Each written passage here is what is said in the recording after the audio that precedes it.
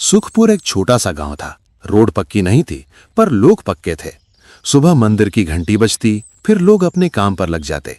किसी के पास ज्यादा पैसा नहीं था, पर गांव में एक चीज सबको सेम लगती थी, भूख। और भूख का सबसे फेवरेट जवाब था मटन। गांव में जब भी किसी घर में मटन बनता, पूरी गली में खुशबू फैल जाती। लोग मजाक में बोलते, आज किसी का घर शादी बन गया क्या। गांव के बाहर हाईवे पर एक बड़ा सा रेस्टोरेंट था। बोर्ड पर चमक के लिखा था 5 स्टार होटल। गांव वाले उसके सामने से गुजरते, पर अंदर जाना उनके लिए सपना था। एक दिन राज अपनी साइकिल पे दूध के डब्बे ले जा रहा था। उसने मेन्यू बोर्ड देखा और रुक गया। अरे, ये मटन कढ़ाई 650 रुपए की। इतना तो मेरे घर का पूरा हफ्ते का खर्चा है। भाई ये लोग मटन नहीं नाम बेचते हैं। प्लेट के साथ ईगो फ्री मिलता है। राज कुछ देर तक बोर्ड को देखता रहा। उसके दिमाग में एक ही बात चल रही थी, गांव के लोग मटन पसंद करते हैं, पर मटन का स्वाद उनके लिए सिर्फ त्योहार बन के रह गया है।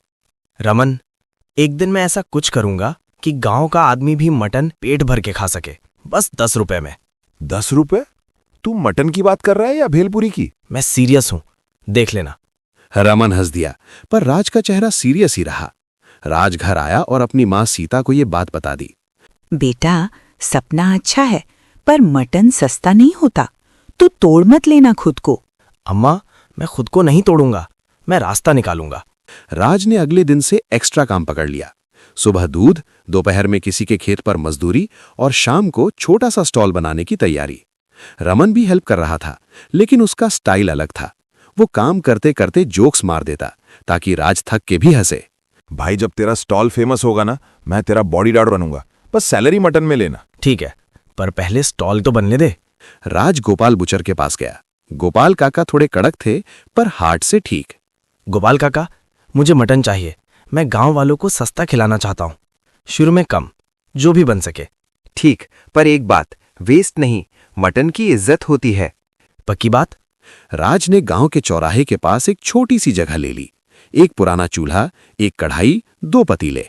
बोर्ड पर रमन ने पेंट करा दिया, राज की कढ़ाई 10 रुपए में भरपेट मटन। पहले दिन ही खुशबू ने काम कर दिया। मीना आंटी सबसे पहले आई। राज बेटा, सच में 10 रुपए और प्लेट भी भर के? हाँ आंटी, आप बस टेस्ट करके बताओ। अरे वाह, मसाला बिल्कुल शादी जैसा। तू तो कमाल है। धीरे धीरे लाइन लग गई। राज खुश था, पर शाम को हिसाब देखा तो उसका मूड गिर गया। 10 रुपए में प्लेट भर रहा था, पर खर्चा ज्यादा हो रहा था। कितना लॉस हुआ? लॉस नहीं, मेरा खुद का चूल्हा बुझ रहा है। कल मटन लाने के पैसे नहीं बचे। राज ने रात को चूल्हे के पास बैठ के सोचा, मैं क्या कर रहा हूं। फिर उसने गांव की गली देखी। बच्चे हंस रहे थे, कुछ लोग पेट भर के जा रहे थे। राज को लगा यही तो बात थी, बस पैसा का जुगाड़ निकालना था। 5 स्टार होटल के मैनेजर विक्रम को जल्दी पता चल गया। उसके रेस्टोरेंट में लंच क्राउड कम हो गया और उसकी ईगो को चोट लगी। शर्मा जी, हाईवे पर एक गांव का लड़का मटन बेच रहा है 10 रुपए में। ये क्या चल रहा है? सर, 10 रुपए में मटन पॉसिबल ही नहीं। 1-2 दिन में बंद हो जाएगा। अगर बंद नहीं हुआ तो मैं अपनी इमेज ऐसे नहीं गिरने दूंगा। शाम को विक्रम अपनी कार में राज के स्टॉल के पास आया। Window down, tone full attitude. तुम राज हो? सुनो, ये स्टॉल बंद कर दो। लाइसेंस है तुम्हारे पास? सर, मैं अप्लाई कर रहा हूं, पर मैं बंद नहीं करूंगा। ज्यादा हीरो मत बनो। रूल नहीं फॉलो किया तो मैं कंप्लेंट कर दूंगा। सर, कंप्लेंट करने से पेट नहीं भरता, बस इतना बोल रहा हूं। विक्रम ने रमन को घूरा, फिर कार लेके चला गया। राज के अंदर डर था, पर जिद भी थी। रात को राज को सपना आया, एक बड़ी कढ़ाई जिसमें मटन कभी खत्म नहीं होता। भाप निकलती और भाप में कोई बोलता, जितना बांटोगे उतना बढ़ेगा। राज सुबह उठ के भी ये लाइन नहीं भूल पाया। अगली दोपहर जब राज बर्तन साफ कर रहा था, एक बुढ़िया आई, हाथ में छोटा सा मसाला डब्बा और एक पुरानी कढ़ाई। बेटा, तू मटन बेचता है, पर तेरे चेहरे पर पैसा नहीं दिखता। तेरी आंखों में बस एक बात है, लोग खाएं। दादी, मैं ट्राई कर रहा हूं, पर खर्चा तू देख लेगा, पहले नियत सही रख। दादी ने कढ़ाई राज के सामने रख दी। कढ़ाई का रंग काला था, पर अंदर से चमक थी। किनारे पर छोटे अक्षर खुदे थे। दादी, ये कढ़ाई स्पेशल है क्या? स्पेशल तब होती है जब हाथ और दिल दोनों साफ हों। इसमें पकाओगे तो खाना कम नहीं पड़ेगा, पर एक शर्त। कैसी शर्त? कभी लालच से मत पकाना और किसी भूखे को मना मत करना। 10 रुपए हो तो 10, नहीं हो तो भी प्लेट मिलेगी। राज ने कढ़ाई को चूल्हे पर रख दिया। उसने तेल डाला, प्याज भूना, फिर मसाला डब्बे से 1 चम्मच मसाला डाला। खुशबू एकदम अलग थी, तीखी नहीं, बस फुल घर जैसी। दादी बिना ज्यादा बात किए भीड़ में गायब हो गई। राज और रमन एक दूसरे को देखते रहे। उनको खुद पर भी हंसी आई और थोड़ा डर भी। शाम को लाइन लंबी थी। राज प्लेट देता जा रहा था। नॉर्मल कढ़ाई होती तो 20 प्लेट में खत्म, पर इस बार 20 के बाद भी मटन था। भाई ये कढ़ाई तो रुकी नहीं रही। मैं भी वही देख रहा हूं। हरी गांव का मजदूर शर्माते हुए आया। उसके पास पैसा नहीं था। राज भाई, आज काम नहीं मिला, 10 रुपए नहीं हैं। अरे यार कल आ जाना, आज लाइन बहुत है। नहीं रमन, भाई तू खा, कल हो सके तो दे देना, नहीं हुआ तो भी ठीक। हरी ने प्लेट ली और आंखों में आंसू आ गए। उसने बस इतना कहा, थैंक्स। राज ने देखा, उसी टाइम कढ़ाई की भाप थोड़ी ज्यादा निकली, जैसे कढ़ाई खुश हो गई हो। रात को राज ने पैसा गिना, आज लॉस नहीं हुआ। मटन का अगला स्टॉक आ सकता था। राज को समझ आया, जादू का मतलब अनलिमिटेड मटन नहीं, जादू का मतलब शेयर करना था। 2 दिन बाद विक्रम ने सच में कंप्लेंट कर दी। एक हेल्थ इंस्पेक्टर और कांस्टेबल स्टॉल पर आ गए। क्या बना रहे हो? लाइसेंस और क्लीनलीनेस दिखाइए। सर मैं साफ रखता हूं, लाइसेंस अप्लाई कर रहा हूं। अप्लाई से काम नहीं चलता, प्रूफ दिखाओ। इंस्पेक्टर ने स्टॉल देखा। इंस्पेक्टर को कुछ गलत नहीं मिला, पर रूल होता है। सर, लाज बेटा साफ सुथरा है, बच्चों को भी खिला देता है। सर ये गांव का लड़का है, इसको ऐसे मत रोको। ठीक है, मैं अभी बंद नहीं करवा रहा, पर 1 हफ्ते में पेपर वर्क रेडी रखो। जी सर, मैं कल ही पंचायत ऑफिस जाऊंगा। कांस्टेबल ने लास्ट वार्निंग दी और चले गए। राज ने रिलीफ ली, पर एक नया टेंशन आ गया, पेपर वर्क का जुगाड़। सीता माँ ने कहा, बेटा हम मिल के करेंगे, तू बस हिम्मत मत छोड़। कढ़ाई के आने के बाद राज का स्टॉल चल निकला, पर जादू के साथ एक प्रॉब्लम भी आई। लोगों को लगने लगा राज फ्री में अमीर हो गया। कुछ लोग बिना लाइन के घुसने लगे और कुछ लोग एक्स्ट्रा मांगने लगे। अरे भाई 2 प्लेट एक साथ दे, मेरे घर भी ले जाना है। भाई लाइन में सबको मिलेगा, 1 प्लेट पहले फिर देखेंगे। और हाँ, घर के लिए पैकिंग चाहिए तो डब्बा लाओ, राज कोई एटीएम नहीं है। एक शाम राज थक गया था। उसके पास 10 रुपए के कॉइन्स भी खत्म हो गए। चेंज का इशू हो गया। लोग चिल्लाने लगे, अरे यार चेंज नहीं है तो मत बेचो, टाइम वेस्ट मत करो। भाई थोड़ा वेट कर लो, मैं चेंज लाता हूं। राज पड़ोसी दुकान से चेंज लेने गया। वापस आया जो देखा, एक आदमी कढ़ाई के पास खड़ा था, चम्मच से मटन निकाल रहा था। अरे आप क्या कर रहे हो? कढ़ाई तेरे बाप की है क्या? सबका है, मैं बस थोड़ा ले रहा हूं। और गांव वालों ने मिलके उसको हटा दिया। राज को गुस्सा आया, पर उसने कंट्रोल किया। कढ़ाई का रूल याद आया, लालच से नहीं। भाई अगर भूख है तो लाइन में आओ, चोरी मत करो, ये गांव का काम है, सर्कस नहीं। मकर संक्रांति का मेला आया। सरपंच मोहनलाल ने राज को बोला कि इस बार स्टॉल मेला में सेंटर पे लगाओ।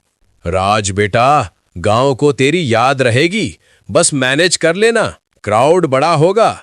सरपंच जी मैं ट्राई करूंगा, रमन है ना? हाँ, मैं वीआईपी मैनेजमेंट, बस कोई वीआईपी है नहीं। मेले के दिन क्राउड डबल था। कुछ शहर के लोग भी आए। एक शहरी आदमी राकेश ने टेस्ट करके बोला, भाई सच बोल, ये 10 रुपए में कैसे? टेस्ट तो फुल रेस्टोरेंट वाला है। बस गांव का मसाला है और थोड़ी मेहनत। ये बात विक्रम के कान तक पहुंच गई। विक्रम मेले में आया, स्ट्रेट स्टॉल के पास। राज तुम लोगों को बेवकूफ बना रहे हो, 10 रुपए में मटन पॉसिबल नहीं। सर मैं किसी को बेवकूफ नहीं बना रहा, मैं बस खिला रहा हूं। विक्रम ने कढ़ाई को टच करना चाहा, जैसे प्रूफ खुद निकाल लेगा। राज ने रिस्पेक्टफुली हाथ आगे किया, रोकने के लिए। सर प्लीज, ये गरम है। गरम तो मेरी ईगो भी है। भीड़ शांत हो गई। तब पूजा, छोटी सी लड़की, आगे आई। अंकल, राज भैया हमें भूखा नहीं सोने देते, आप क्यों तंग कर रहे हो? विक्रम के पास जवाब नहीं था, वो पलट के चला गया। रमन ने धीरे से बोला, भाई बच्ची ने मैनेजर का सॉफ्टवेयर अपडेट कर दिया।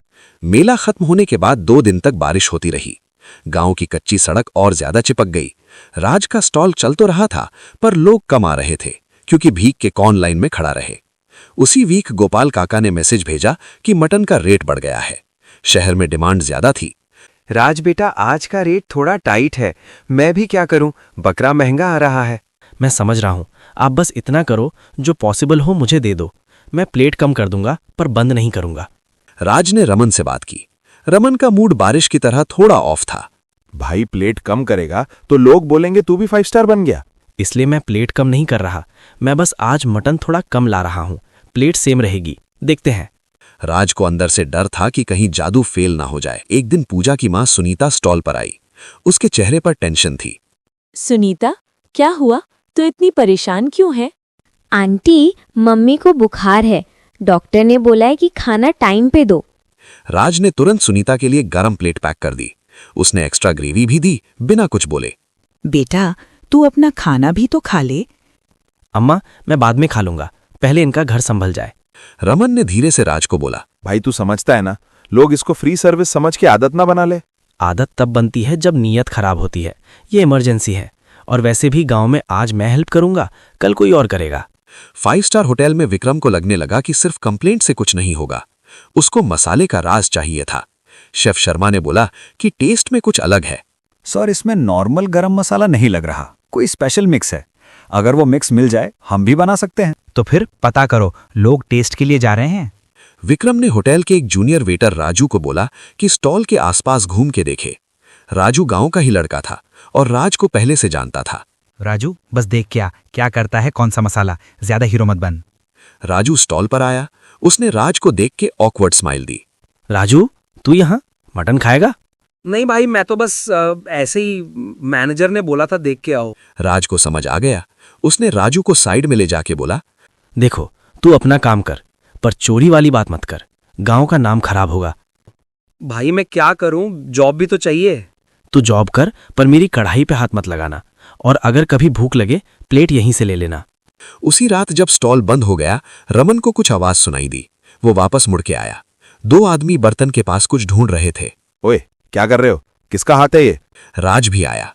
उनमें से एक आदमी बोला, हम बस देख रहे थे। देखना होता तो दिन में आते, रात को आके बर्तन खोलना कौन सा देखना होता है। आदमी भागने लगे। रमन ने एक को पकड़ ली और 2 गांव के लड़के और आ गए। थोड़ी देर में पता चला कि ये विक्रम के होटल के साइड से भेजे गए थे। अब बस, राज को तंग किया ना तो मैं सीधा पंचायत जाऊंगी। कल सुबह मीटिंग। ऐसे ड्रामा गांव में नहीं चलेगा। अगली सुबह पंचायत में लोग जमा हुए। विक्रम भी आया, पर इस बार टोन थोड़ा सॉफ्ट था।